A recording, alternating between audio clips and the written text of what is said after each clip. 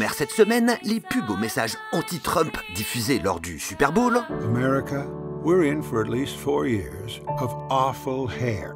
Pamela Anderson qui nous dévoile sa conception de l'amour. Et pour commencer, le résumé des 50 minutes de pub du Super Bowl en 80 secondes chrono.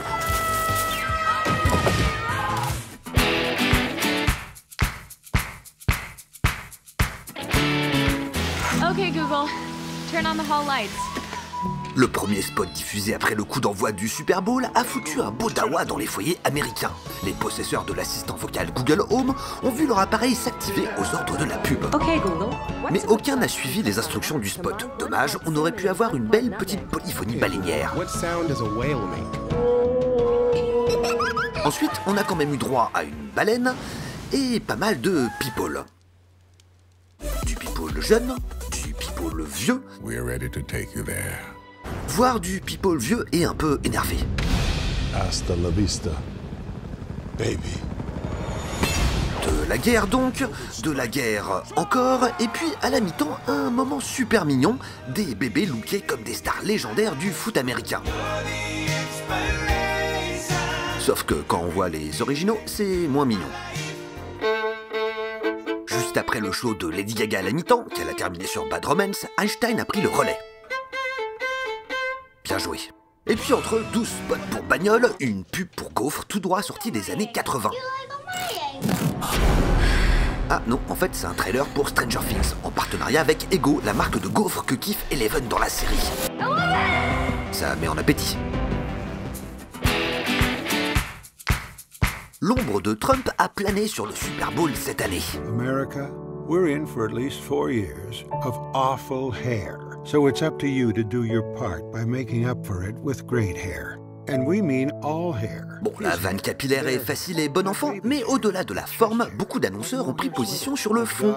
Ou du moins, leurs choix publicitaires ont été interprétés comme tels. He hair, your hair, all hair. Premier thème, la diversité. Face à un président qui ne cache pas ses accointances avec les suprémacistes blancs, certains ont choisi de célébrer l'Amérique multiculturelle, comme ici Airbnb, ou encore là, Coca-Cola, qui a décidé de rediffuser ce spot datant du Super Bowl 2014 et dans lequel l'hymne patriotique America's Beautiful est chanté en anglais, espagnol, kérézan, tagalog, français, hébreu et hindi.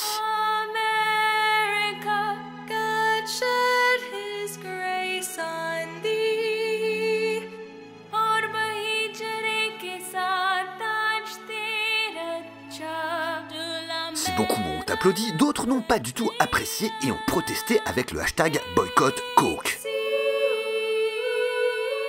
Deuxième thème qui divise, l'immigration. Certains ont ainsi interprété le spot comptant l'arrivée en Amérique du fondateur de Budweiser comme une critique anti-Trump. Là aussi, le hashtag boycott Budweiser a commencé à circuler. Même si au final, les réactions ont été globalement plutôt positives. Mais le film qui a fait couler le plus d'encre, c'est celui d'une entreprise de matériaux de construction. L'histoire d'une mère et sa fille, migrants mexicains, qui se retrouvent face au fameux mur de Trump. Le spot a été partiellement censuré par la Fox, diffuseur du Super Bowl, qui ne voulait pas que l'on voie le mur à l'écran. Résultat, la fin du film a uniquement été diffusée online. Mais le plus curieux dans cette histoire, c'est que la présidente et propriétaire de l'entreprise, Maggie Majerko, a voté Trump. Mais elle fait aussi face à une pénurie de main-d'œuvre. Du coup, les émigrés mexicains, elle en a besoin. D'où cette pub.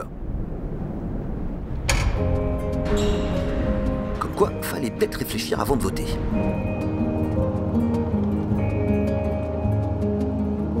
Dernier thème à connotation anti-Trump, la condition féminine avec ce spot Audi pour l'égalité homme-femme. What do I tell my daughter? Certainement le spot qui a suscité le plus de commentaires négatifs. Do I tell her that her grandpa's worth more than her grandma? Pourquoi ? Il y a d'une part les réacs qui trouvent que c'est de la propagande féministe, et d'autre part les féministes qui critiquent l'hypocrisie d'Audi, dont le comité de direction est 100% masculin. Do I tell her that despite her education, her drive, her skills, her intelligence, she will automatically be valued as less than every man she ever meets? Comme quoi, c'est parfois plus facile de voir la faille dans le rétro du voisin que la poutre qu'on a dans le pot d'échappement. Or maybe I'll be able to tell her something different. La boutique érotique londonienne Coco de Mer a une longue tradition de films aux images sulfureuses. Pour la nouvelle livraison spéciale Saint-Valentin, c'est Pamela Anderson qui s'y colle. Vu qu'elle est en petite tenue et qu'il est question de masturbation, on se mouille pas trop en disant que ça devrait faire pas mal de vues.